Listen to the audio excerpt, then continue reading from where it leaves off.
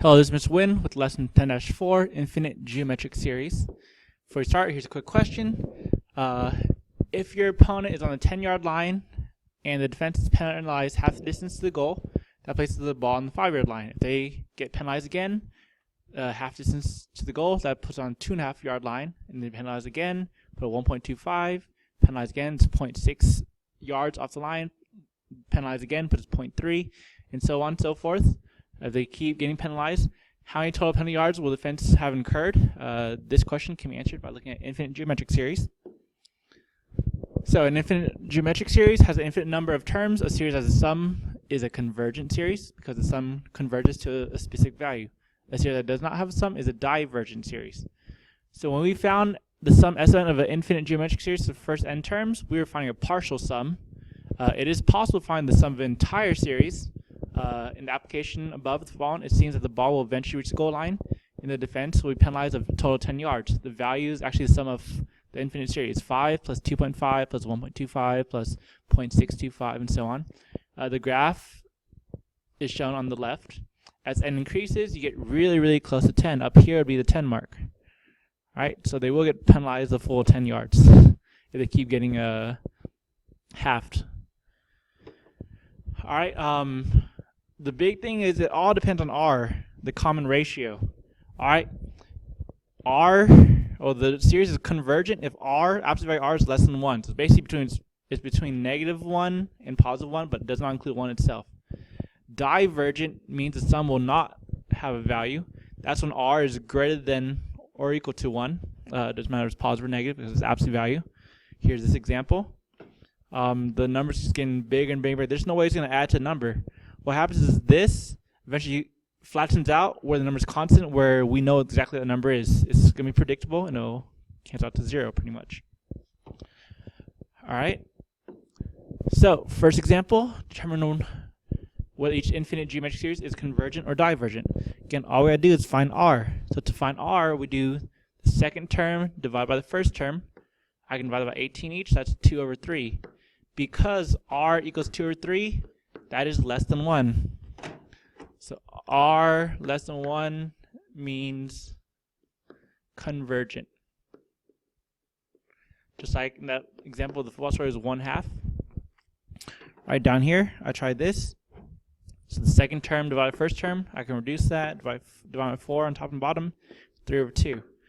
All right, because R equals 3, which that's more than 1. R greater than 1, that means divergent. That means we don't know, we're just going to keep going further and further, infinitely bigger. All right. So while absolute value R is less than 1, the value of Rn will approach 0 as n increases.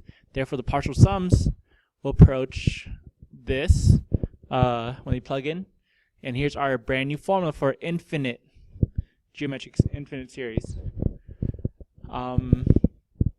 Again, right here, the key concept, the sum of an infinite geometric series with R is less than 1 is given by this. All right, that's the sum of the entire thing. But if R is greater than or equal to 1, the series has no sum. So you can only sum something that is convergent, not divergent.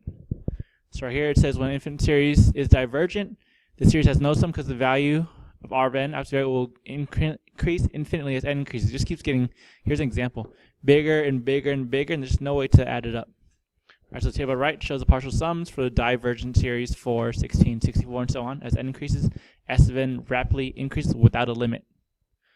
All right, so you can only sum a convergent series, not a divergent series, so R has to be less than 1.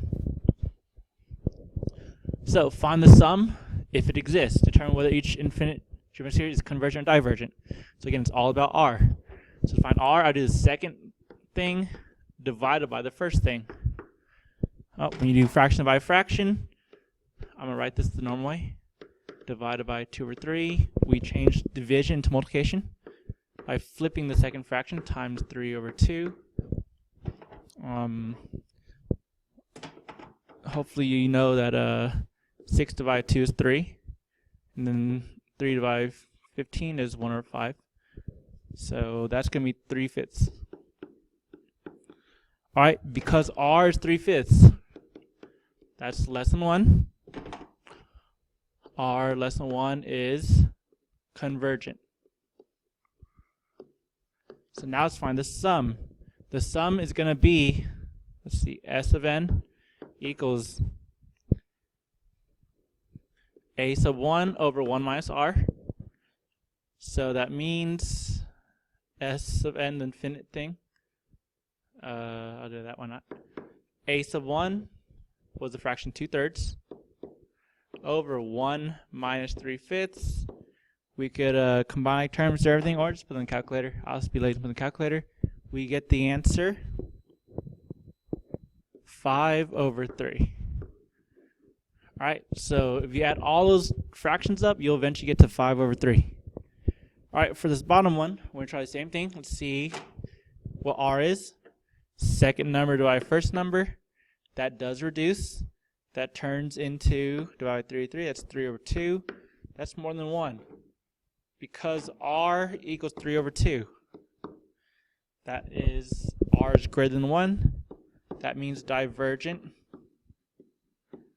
So no sum exists.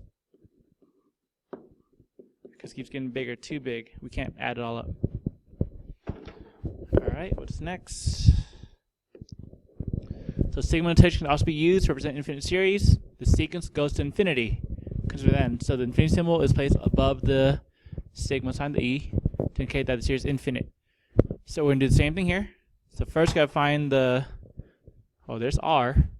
R is 4/5. That's less than 1. That is convergent. That's good. We could find the sum. We need to find, next we have to find a sub 1, the first term. Well, that means plug in this bottom number k. Let's figure that out. So 18 times 4/5 to the 1 minus 1. Well, that's 18 times 4 to the 5th to the 0 power. Anything to the 0 power is 1. 18 times 1 is 18. Alright, so now we know a sub 1. A sub 1 is 18. I can now fill in the formula.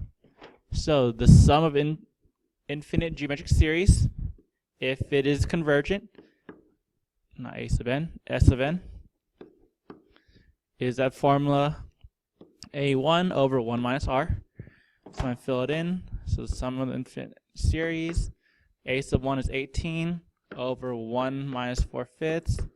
Let's actually do this one. So I skipped the last one. So that's 18 over 5/5 minus 4/5 is 1/5. So that turns into this.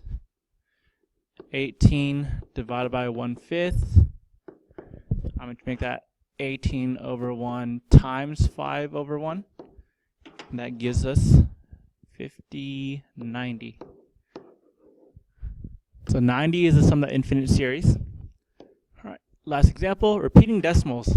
So repeating decimal is the sum of infinite geometric series. For instance, 0.45 repeating is 0.454545, or 0.45 plus 0.0045 plus 0.000045, and so on. The formula for sum of infinite series can be used to convert decimals into fractions if you don't know how to do it. So convert 0.63 repeating into a fraction. So there's two methods to do this. There's a formula we're about to use. So I'll call this method 1.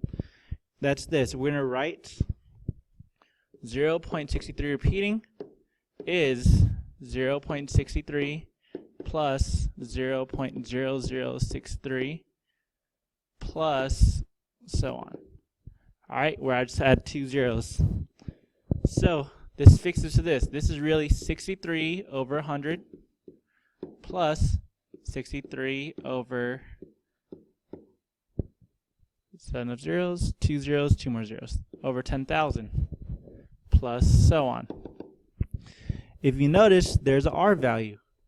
The r value is going to be times 1 over 100. So we can then use our summation formula.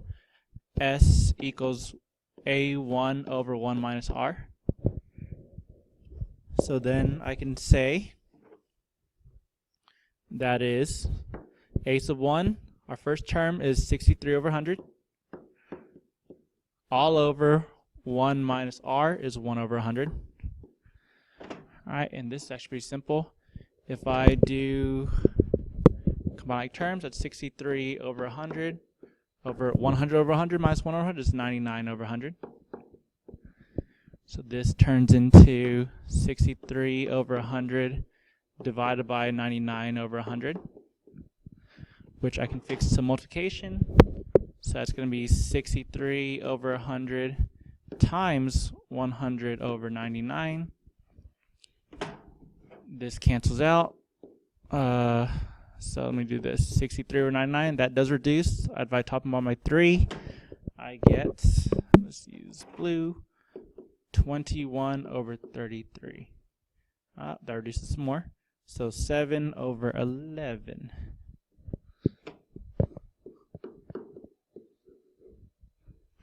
And we can check that in the calculator. It's kind of cool thing. So if I type in 7 over 11, I get 0.63 repeating. All right, that's method 1. Method 2 uses some nifty algebra tricks. Let's do that. Method 2, as your choice, either one you want. Uses just straight up algebra. So we're going to say let x equal 0.63 repeating. All right, if we do this, we're going to rewrite it to say x equals 0.636363 and so on. Just keeps running it out. We're going to multiply both sides of 100. That's the going on algebra. We do one side to both sides. So 100x equals 63.636363, so on. All right. Then we use the nifty idea of subtracting x from both sides. So if I do 100x minus x equals 63.636363, so on, minus x, but over here I'm going to plug in x. Remember, x was this thing. Or actually, let's use the bottom one. X was this thing. 0.636363, so on. What that does is this left side combines to 99x. This right side, that whole decimal disappears. It's just 63. Now it's a one-step problem. You divide by 99, and you get what I got earlier, but that does reduce. Right? You divide by 3, makes it 21 over 33, but you divide by 3 again, that makes it 7 over 11. All right, so 2 different options to get the decimal value, or fraction. All right, here's a practice problem. Classify each infinite geometric series as convergent or divergent. Remember, it depends on R. Then if it is convergent, find the sum. And the answer is on the right. All right, thanks for watching. See you in class. Bye.